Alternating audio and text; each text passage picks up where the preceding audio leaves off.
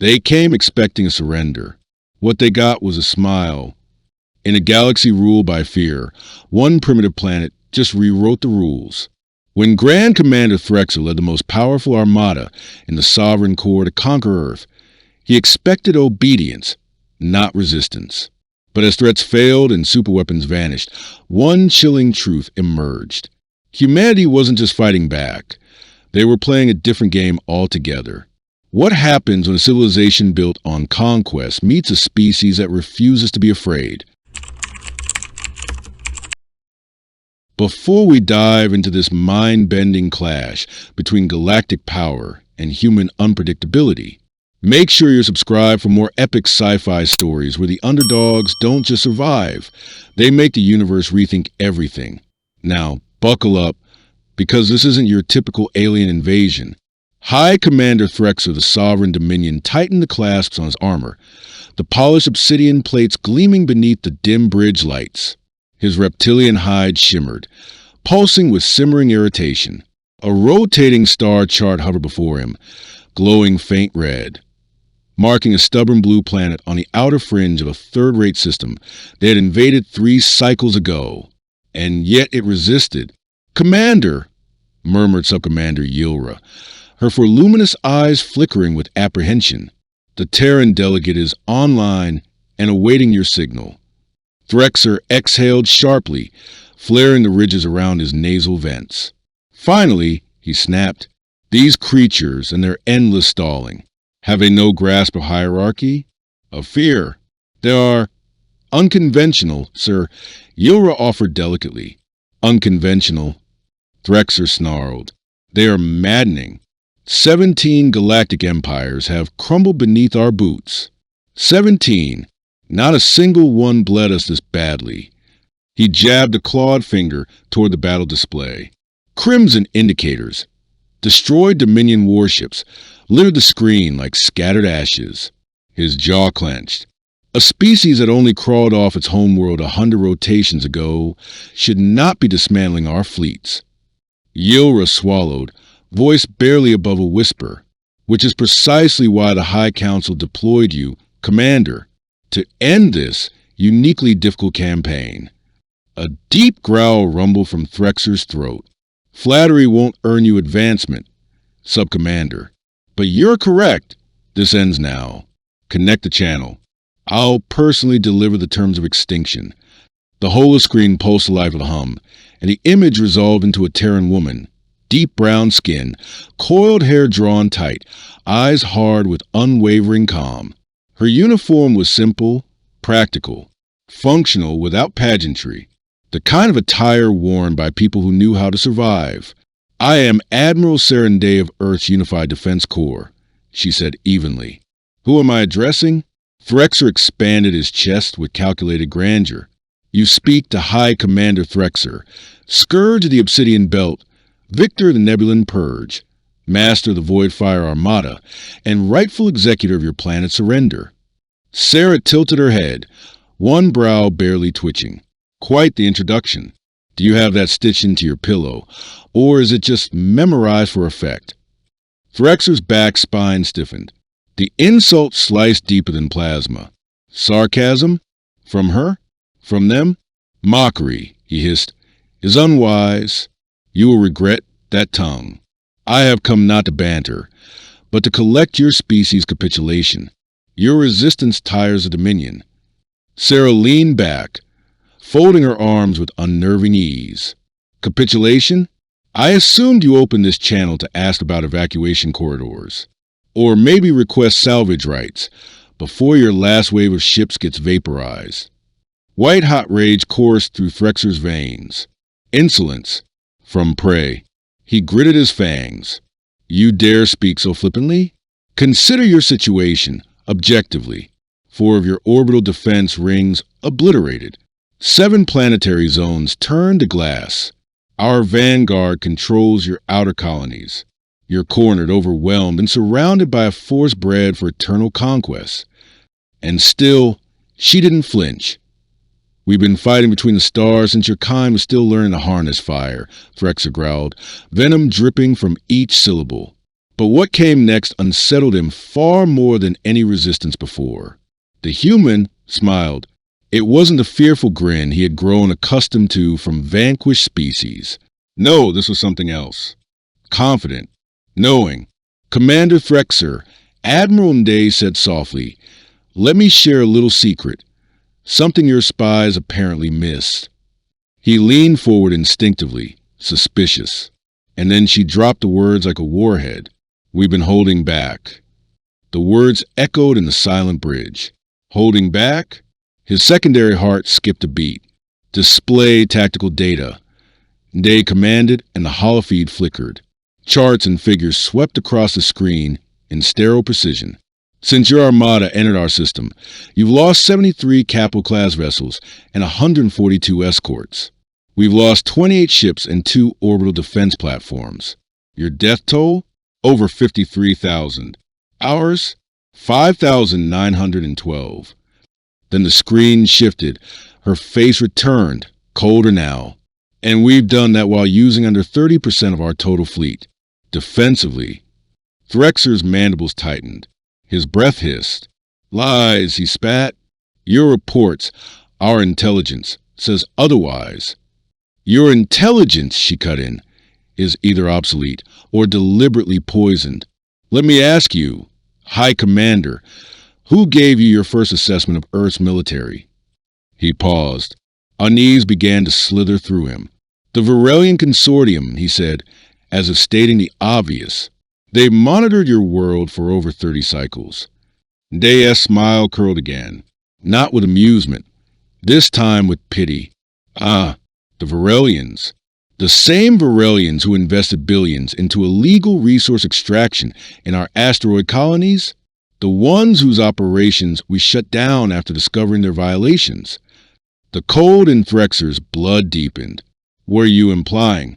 "I'm not implying," she said plainly. "I'm telling you, you were duped, tricked by a species of disgruntled traitors who wanted revenge, but lacked the spine to wage war themselves. So they fed you a fantasy of an easy conquest, knowing you'd be arrogant enough to believe it."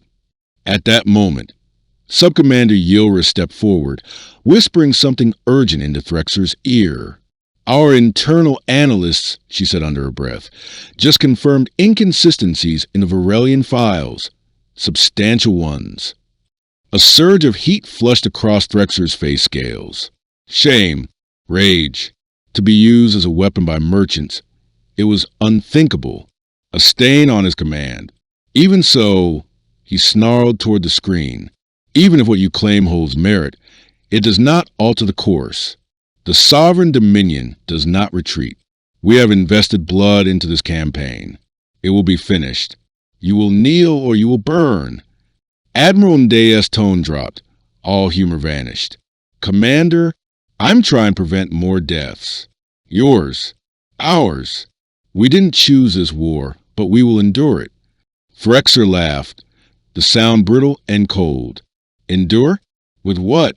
Your barely functioning hyperdrives? Your kinetic slug throwers? You face weaponry that can erase cities before your warning systems even trigger." She didn't blink. "Technology isn't destiny, Commander." She leaned closer to the lens. "History is full of empires who thought their tech made them invincible until they weren't. Just ask the British about Afghanistan, or the Americans about Vietnam, or the Soviets also about Afghanistan." Threxer slammed a scaled fist onto the command console, sparks jumping from the edges. "Enough of this philosophical drivel," he snapped. "I didn't cross 17 light years to be lectured about your planet's primitive tribal feuds." "No," Admiral Day replied, cool as ever. "You came expecting surrender." She leaned forward slightly.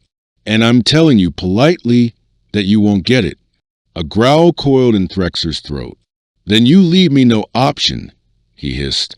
"I'll authorize deployment of our Soulfire warheads. We have enough to turn every one of your planet's cities into molten ruin." Silence fell. For a breathless moment, the threat echoed across the stars. Then she laughed, not a nervous chuckle, not the laugh of desperation, It was genuine, light, amused. "I'm sorry," she said between breaths, wiping a tear. "It's just, you actually believe we didn't know about those warheads?" Threxer froze. Something sharp and cold cut through his rage. "What have you done?" he asked, his voice suddenly hoarse. Day tapped her console, and the screen split in two. On one side, her image remained. On the other, silent footage played. 3 massive Dominion supply cruisers blooming into fireballs in the vacuum of space. "Special ops," she said, almost casually. "Your security was impressive, but not perfect. We took out the Soul Fire payloads 2 weeks ago." Threxer reeled. "No," he snarled. "Impossible. Those transports were cloaked with our highest stealth shielding. And we," Day answered, "have detection systems your informants forgot to mention. Another little gap in your intel, it seems." At that moment, Subcommander Yura approached, her skin pale, eyes wide. "Sir, Central Command confirms," she whispered. "All Soul Fire vessels have gone dark. They're presumed destroyed." Threxer's thoughts spiraled. This wasn't conquest. This was collapse. The humans, these backward, young upstarts, should have been broken, on their knees, offering tribute in exchange for survival. Instead, this woman spoke to him like he was a nuisance interrupting her lunch. Even without the Soul Fires, he thought, there's still raw force. "We don't need your superweapons," he snarled. "We can still reduce your cities to slag the old-fashioned way. Your shields can't protect every zone." "True," they nodded, "which is why we've been targeting your attack craft, not your civilians." She let that sit a beat before continuing. "You may have noticed your orbital assault fleet is about half its original size." He had. Every morning brought fresh casualty reports. Ships lost, captains dead, failures he could barely justify to the High Council. At last he growled, voice thick, "What is it you want?" Daya's tone softened.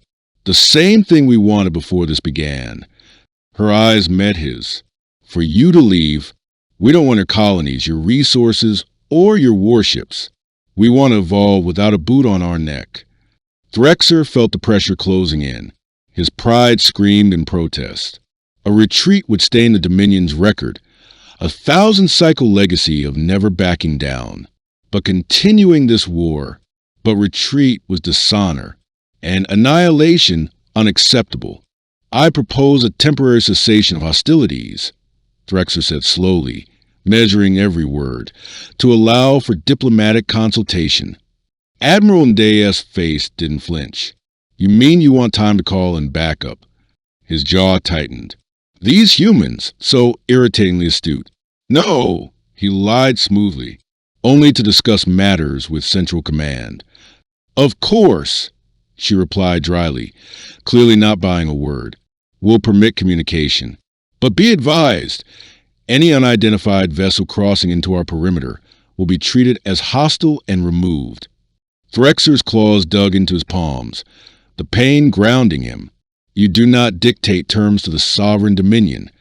"And yet," Day said, spreading her hands, "here we are." She softened her voice slightly. "I know this isn't easy. Your culture thrives on dominance and pride. But sometimes, Commander, the wisest course is admitting when you've been outmaneuvered."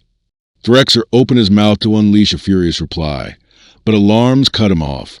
Red lights washed the bridge in warning. "Status," he barked. Subcommander Yilra spun from the console, her 4 eyes wide. "Commander, we're detecting multiple Terran vessels converging. They're everywhere."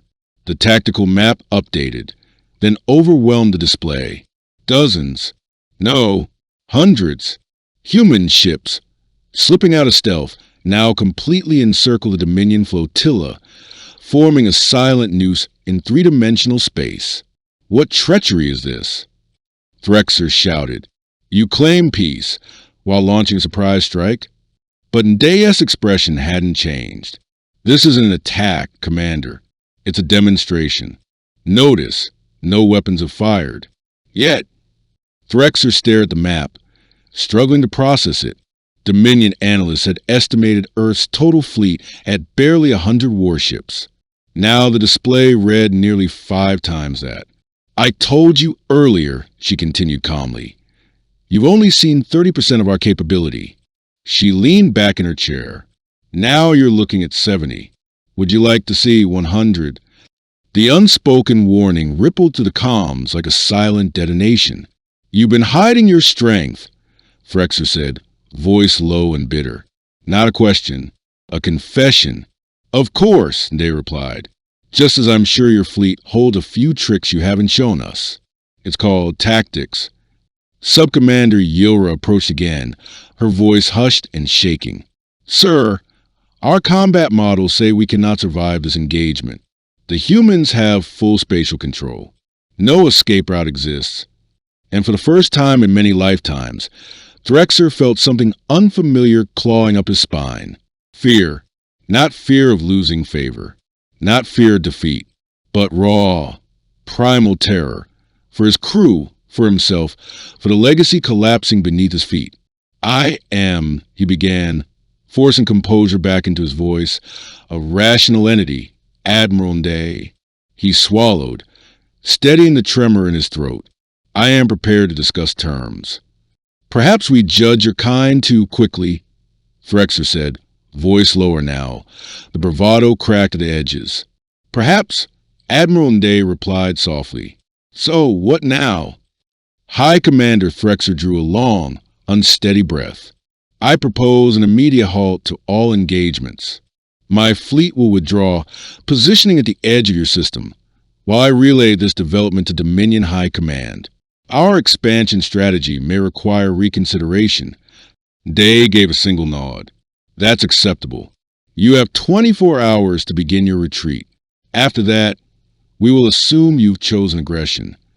24 hours? Threxer choked. We have wounded to treat.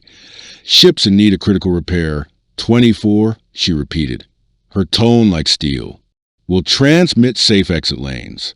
Follow them precisely. Before he could muster another protest, her signal cut. The screen blinked to black. Commander? Yilra asked, cautious. What are your orders? Threxer stood frozen. His mind churned in silence. The sovereign dominion did not retreat. It had never retreated. But neither had it sacrificed soldiers in hopeless battles. Not when survival offered more power in the long war. Finally, he spoke, voice sharp and heavy, ready to fleet for withdrawal. He turned, eyes dark, and opened a secure line to High Command. I must speak with the Supreme Executor directly. Yilra hesitated. And the report? What should I record as the reason for this strategic relocation? Threxer looked at her, the fury in his eyes barely contained. Write the truth. He stepped closer. That we were misled. That humanity is not the fractured, tribal species we were promised. They are something else entirely. And the executor will believe this? Threxer slowly turned back toward the tactical display. Hundreds of Terran ships still locked in formation, a wall of firepower encircling his forces like a vice. He was not here, Threxer muttered. He didn't hear them mock our most powerful weapons. He didn't see a human admiral laugh as we threatened planetary destruction. Yilra's shoulders dropped. Her eyes blinked slowly in understanding. This isn't over, Threxer whispered, barely audible. The humans may have won this battle, but in doing so, they've shown us what they truly are. Around him, the command deck stirred to life, orders being issued, drives recharging, shields recalibrating. And still, Threxer stared. He had seen countless civilizations broken, burned, erased, but never one that defied him with a smile. Never one that confused, challenged, and unnerved him so deeply. And for the first time in his long legacy of war, High Commander Threxer was no longer certain that he would win the next round. This is unacceptable. Absolutely not. The massive, flickering projection of the Supreme Executor Grother towered above the command platform, his 6 lidless eyes darting in furious unison. Each syllable of his rage echoed like a pulse of fire through the command deck. The Dominion does not retreat. High Commander Threxer stood tall, though every instinct told him to lower his gaze. The wrath of the Executor was legendary, but weakness in front of the crew was a death sentence. Supreme Executor, he began slowly, I understand your frustration, but the tactical landscape is that you failed. Grother roared, venom spitting from his jagged teeth. 17 successive campaigns, and you fumbled a single backwater planet. Behind Threxer, Subcommander Yilra hovered silently, gripping a datapad like it might shield her from divine wrath. The bridge crew stayed locked into their consoles, but every ear was clearly tuned in. With all due respect, Threxer said, carefully placing each word, the Terrans are nothing like the reports described. Our intel, sourced from the Veltrassi merchants, was deeply flawed. Grother's laugh was a contemptuous snarl. You expect me to believe that a race of traitors outwitted our most elite intelligence apparatus? That they manipulated us into launching their vengeance? Put like that, it did sound ridiculous. And yet, the truth refused to be denied. I've uploaded our full battle logs and scanned data for your review, Threxer said. These humans possess tech far beyond projected parameters. Their stealth architecture alone is cause for concern. Grother waved a clawed hand. So they have gadgets. Every species has tricks. That doesn't justify running. They vaporize our soul fire payloads without ever tripping an alert system, Threxer replied. And they've surrounded our fleet 5-to-1 with undetected assets. That's not a trick, Executor. That's a threat we weren't prepared for. Grother's eyes narrowed like closing blades. And if I command you to engage anyway? The bridge fell into a suffocating hush. To defy a direct order was treason, but to lead thousands of Dominion soldiers into a slaughter was betrayal of another kind. I will obey, Threxer said at last, each word razor thin. But I request my formal dissent be entered into the Dominion archives. That gave Grother pause. A recorded protest was rare. Serious. It meant Threxer was willing to be remembered for defying what he believed to be a suicidal command. You truly believe this battle is unwinnable? Grother asked, voice cooling by a fraction. Not with what we have now, Threxer said. Not against a force that's anticipated every tactical vector before we even moved. We need better intel. More preparation. A force worthy of this war. Grother said nothing. His monstrous face hardened into silence. For several long seconds, no one breathed. And then, with clear agony, he spoke. Very well. You may proceed with your strategic repositioning. He nearly choked on the diplomatic phrasing. But Grother's voice boomed one final warning. This is only temporary. High Commander. We will return. And when we do, the Terrans will pay dearly for their arrogance. Of course, Supreme Executor, Threxer said, bowing his head. I never implied otherwise. The signal vanished with flicker. No farewell, no dismissal, just absence. Threxer exhaled slowly, his shoulders sagging for the first time in hours. Well, that could have gone worse, Yilra offered hesitantly. Could it? He replied, glancing her way. If you mean I survived, yes. But my command is finished. The Dominion has never forgiven a retreat. You spared thousands of lives, she said, voice tinged with urgency.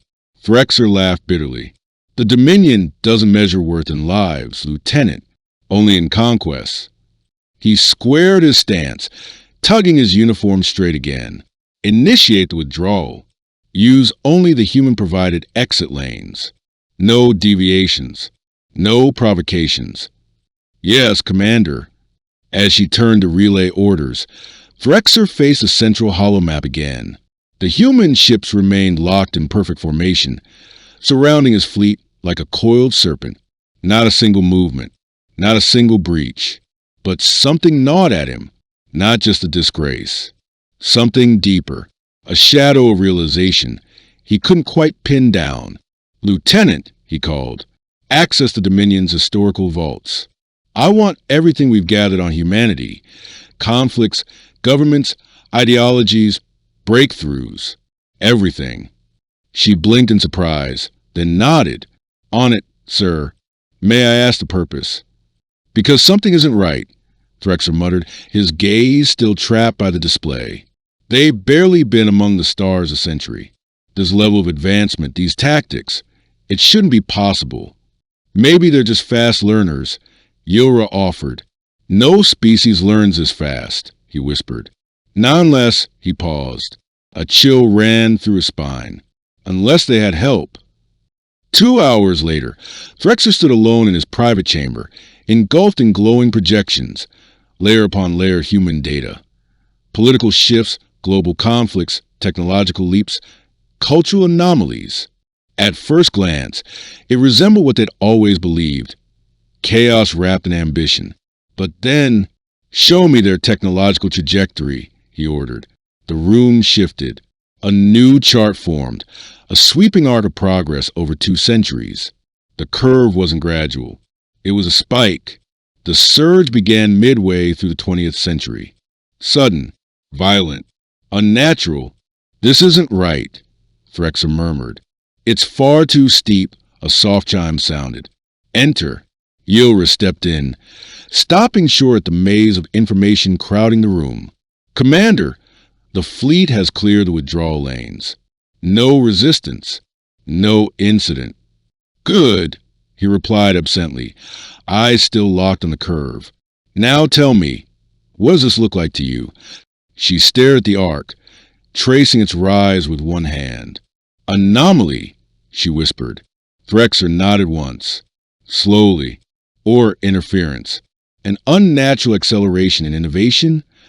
Yilra echoed. Exactly, Threxer nodded. Now look at this.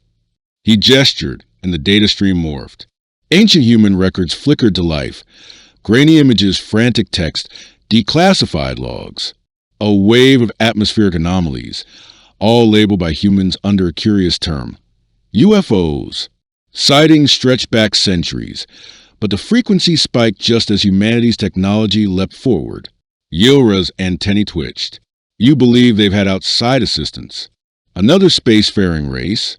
It fits, Threxer said, his tone darkening. Their uncanny tactics. Their advanced stealth fields. Their eerie preparedness for our fleet's maneuvers. They weren't lucky, Lieutenant. They were guided. But who? She asked, pulse quickening. The Veltrassi wanted them eliminated, not empowered. The Veltrassi aren't the only ones with long memories, Threxer muttered. Computer, cross-reference known interstellar civilizations with confirmed or rumored contact in the Sol system. The console pulse processing. Dozens of entries appeared. Scouts, surveys, harmless research delegations. And then one line chilled his blood. Score Dominion Archives entry. Azarian common name. Azari, multiple covert incursions. Records stretching back millennia. The Azarian, he breathed. Yilra's voice trembled. But they're extinct. Or so we were told, Threxer replied coldly. Their empire crumbled after we annexed their frontier sectors 300 cycles ago. But the rumors, they never stopped. You think they've been arming the humans? Yilra whispered. Preparing them as weapons? Threxer nodded. It's perfect revenge. Adopt a young species, pour your secrets into their evolution, and unleash them against your ancient enemy. The Azarian were unmatched in stealth and subversion, Yilra murmured. And those just happen to be humanity's specialties. A sharp chime snapped them out of their thoughts. Incoming hail, the AI announced. Source, Terran flagship. Threxer exchanged a glance with Yilra. Accepted. Admiral Ndea's image flickered onto the display. Composed, unreadable. Grand Commander, she said evenly. I see your fleet is withdrawing as promised. Your cooperation is noted. I honor my word, Admiral, Threxer replied, his tone flat. But I have a question. Day tilted her head slightly. Oh, the Azarian, he said directly. How long have they been shaping your species? To his surprise, no alarm, no tension, just confusion. I'm sorry, the who? Spare the feigned ignorance, Threxer pressed. The Azarian, our ancient foes, masters of infiltration. We know they've been orbiting your world for generations. Something shifted in Dea's face. Realization, then amusement. Oh, she said slowly. So that's what this is. What? You're losing a war and you need a story that makes it make sense, she said. So you settled on aliens must be behind it. It's the only logical answer, Threxer snapped. Your development arc is wildly unstable. Your capabilities far exceed your timeline. And for the second time that day, the Terran Admiral laughed. Commander, she said, her smile widening, I hate to ruin your conspiracy fantasy, but there's no alien puppet masters here. We've never even heard of these Azari. Day said flatly. Threxer stiffened. Then how do you explain? We explain it, she cut in, by being human. There was silence. Then she added, I've reviewed your command logs. The Dominion has been expanding for 1,000 cycles? Same blueprint every time.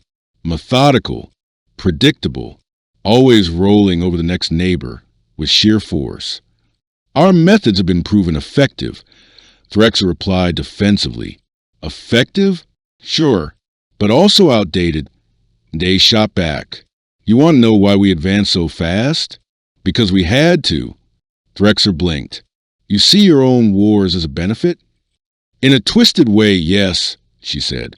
War is horrific, but it drives innovation like nothing else. While you perfected a single doctrine over centuries, we reinvented warfare every generation. Because if we didn't, we lost. Threxer considered that. Dominion combat theory hadn't changed in over 400 cycles. Why fix what wasn't broken? And when we reached the stars, Day continued, we didn't forget those lessons. We brought them with us. Every form of conflict, proxy wars, insurgencies, subterfuge, we trained for it. We gamed it out. We even modeled scenarios where we'd face overwhelming technological superiority. You expected to be invaded? Yilra asked, unable to stay silent. Day gave a half shrug. We didn't know what was out there, but our past told us not to trust the unknown. So yeah, we prepared. We built stealth vessels, countermeasures, disruption tech, not because some ancient species handed us blueprints, but because paranoia is practically in our DNA. Threxer found himself silent. The explanation was both unsettling and far more grounded than the one he had imagined. I see, he finally muttered. Do you? She asked, leaning in. Because here's what I think, Grand Commander. I think your empire's been on top for so long, you've forgotten how to adapt, how to evolve. You've relied on crushing numbers, not clever strategy. The words cut deep, perhaps because they weren't entirely wrong. And now, Day said, you've met a species that doesn't play by your rules. We don't judge power by the size of our fleet. We judge it by how fast we learn, how well we improvise, how many times we get back up. Threxer gave a slow nod, a noble perspective, though I question how long it would have held against our full capabilities. Maybe it wouldn't have, Day said, but we'll never know, will we? The silence that followed echoed with quiet consequence, a final reminder of the retreat. For now, Threxer said, clinging to dignity, the Dominion does not forget Admiral. We'll be back, Threxer said firmly. I'm sure you will, Day replied, entirely unshaken. Though next time, maybe try opening with diplomacy. There's room in this galaxy for more than one superpower. The Sovereign Core does not share dominion, he answered by instinct. Then the Sovereign Core will keep bleeding, she replied coolly. Not just from us. From any species that still values its right to exist freely. A soft chime echoed on her end. She glanced to the side, then returned her gaze. I have to go. Your exit path is clear and open, as agreed. But before you vanish, Grand Commander, one last bit of advice. Frexer raised a brow. I'm listening. When you report back to your war council, she said, tell them this. Next time the Sovereign encounters an unfamiliar species, try doing some actual research before launching an invasion. She offered a faint, sardonic smile. Might save you some trouble. And with that, the screen went dark. Again, Frexer was left staring at the emptiness. Commander? Yora asked, hesitant, do you believe her about the Azarian not being involved? He didn't respond right away. I don't know what to believe anymore, Lieutenant, but her reasoning holds weight. Humanity may just be like this. Fast, adaptive, infuriatingly unpredictable. She nodded slowly. Born from chaos, shaped by war. Exactly, Frexer sighed. Forged in centuries of internal strife. Always preparing for enemies they haven't even met. Paranoia turned into policy. He shook his head. No wonder the Veltrassi feared them. Yora frowned. You think that's why they misled us? Not revenge. Prevention? Yes, Frexer said bitterly. They didn't just want payback for mining sanctions. They knew humanity's potential, what they could become, and they tricked us into drawing first blood. Realization settled in like ice. We confirmed everything humans feared, he continued grimly. We made their nightmares real, and in doing so, we created the very enemy the Veltrassi warned us about. He turned to the viewport, watching as his once proud fleet crawled out of Sol's gravity well, shadowed by silent Terran warships. Executor Grother believes we'll return, Frexer murmured, that we'll regroup and obliterate the species. But you don't, Yora asked. He gestured to the data surrounding them. Centuries of human history mapped in brutal, brilliant detail. Look at their response patterns, he said. When threatened, humans don't hide. Not surrender, Frexer murmured. Adaptation, innovation, precision. They probe for your weaknesses, and when they find them, they evolve. He turned back to the swirling holographic feed of Earth's biosphere, that deceptively fragile blue gem drifting in the dark. By the time we return, he continued, who knows what new countermeasures they'll have built. You're suggesting we never return? Yora asked, disbelief creeping into her tone. I'm suggesting, Frexer said cautiously, that this might require a different kind of approach. There was a long silence. For the first time in our history, he added, we may have discovered a species more dangerous as an enemy than as a subject. The High Executor will never consider an alliance, Yora said, half scoffing. No, Frexer agreed. He won't. That's why I'm not proposing one. She looked at him, puzzled. Then what will you propose? Frexer's jaw clenched. A long-term analysis. No more reckless engagements. We study them. We watch. We learn every pattern, every doctrine, every flaw. And the Veltrassi? Yora asked. What they did? I want full disclosure, Frexer growled. Why were they so afraid of humans that they deceived us, into starting a war on their behalf? He paused, voice lowering. And why were they willing to risk our fury just to see Earth burn? Yora hesitated. And in the meantime, we pull back. We rebuild. We rethink everything. Because the future we were so sure of just 3 cycles ago feels infinitely more uncertain now. His mandibles clicked softly as he added, the Sovereign Core rule by fear for a millennium. But these humans, he stared out into the stars. They laughed at our fear, mocked it. How do you conquer a species that isn't afraid of you? I don't know, Commander, Yora admitted quietly. Frexer's gaze didn't waver. Neither do I. And that lieutenant, that might be the most dangerous truth of all. As the retreating vessels of the once mighty Imperial Armada drifted past the Sol System's fringe, Grand Commander Frexer stood alone in his private chamber. He stared at the fading blue world on his viewpane. Earth, a world that should have been another easy target, another flag planted, another broken will. But instead it resisted, not just with weapons, but with ideas, with unpredictability, with vision. Humanity had exposed a fracture deep within Dominion belief itself. They had known what Threxer's fleet would do before the orders were even given. They had disrupted centuries of strategic superiority with something the Sovereign Core never anticipated: creative chaos.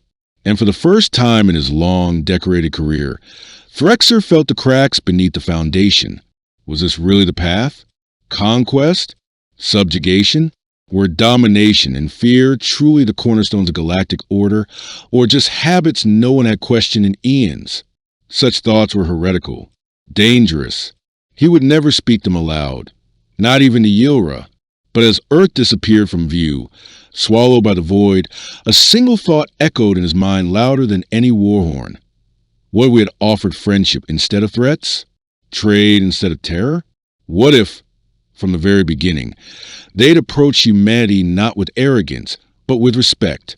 And somewhere, buried deep beneath rank and discipline, a quiet, traitorous whisper stirred. Perhaps today wasn't a tactical failure. Perhaps it was the beginning of the end of everything the Dominion believed about itself. The Dominion thought they could crush humanity with fear, but instead, they uncovered a threat they never saw coming. If you enjoyed this story of strategy, suspense, and unexpected power, hit that like button and subscribe for more sci-fi tales where the tables turn and the galaxy learns to respect the underestimated. Got theories about who might have really helped the humans? Or what happens when the Dominion returns? Drop them in the comments. I'm reading them all. Until next time, stay curious, stay defiant, and never underestimate the species that laughs in the face of conquest.